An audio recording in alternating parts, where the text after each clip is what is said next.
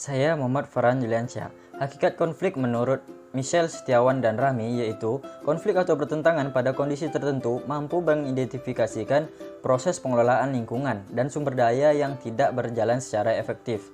Pandangan tentang konflik dalam organisasi menurut Robin yang pertama yaitu pandangan tradisional, yang kedua pandangan hubungan manusia, dan yang ketiga pendekatan interaksionis. Kemudian tipe konflik terbagi menjadi dua, yaitu yang pertama konflik fungsional dan yang kedua konflik disfungsional.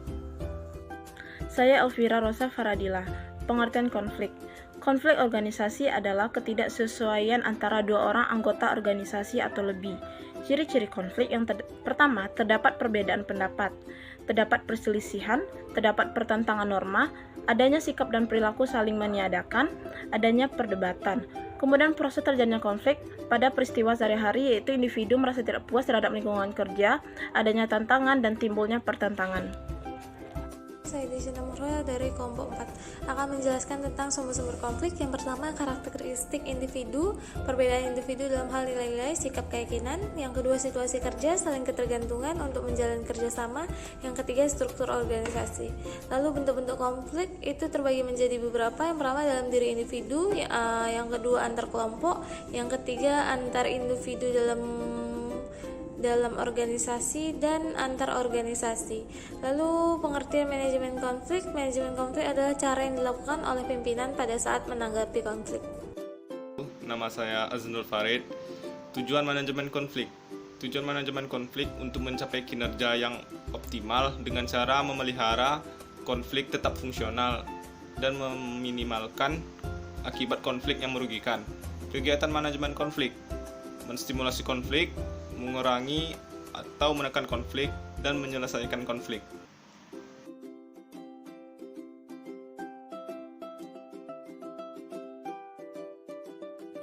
Kegiatan manajemen konflik, menyelesaikan konflik. Yang pertama, tujuan organisasi lebih penting daripada tujuan kelompok atau unit. Yang kedua, struktur tugas yang stabil dan dapat diramalkan.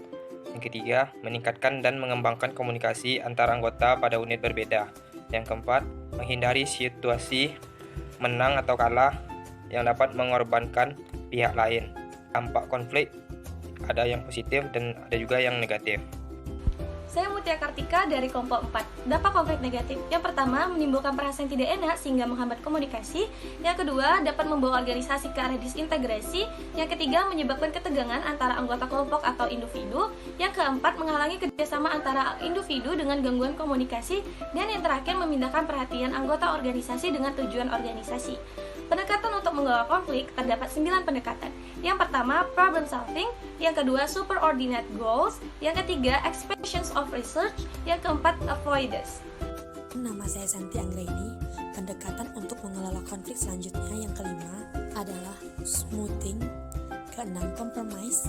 Ketujuh, authoritative comment. Kedelapan, intergroup planning. Kesembilan, third party mediation. Nama saya Mawar Silaban. Tipe pengolahan konflik dibagi menjadi 6 bagian. Yang pertama, avoiding, yaitu gaya seseorang atau organisasi yang cenderung untuk menghindari terjadinya konflik. Yang kedua, accommodating, yaitu gaya ini mengumpulkan dan mengakomodasikan pendapat-pendapat lain.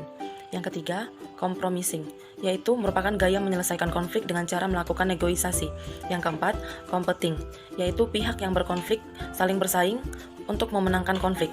Yang kelima, collaborating. Dengan cara ini, pihak-pihak yang saling bertentangan akan bersama-sama memperoleh hasil yang memuaskan. Dan yang terakhir, keenam, conglomeration. Cara ini menggunakan kelima style bersama-sama dalam menyelesaikan konflik. Sekian.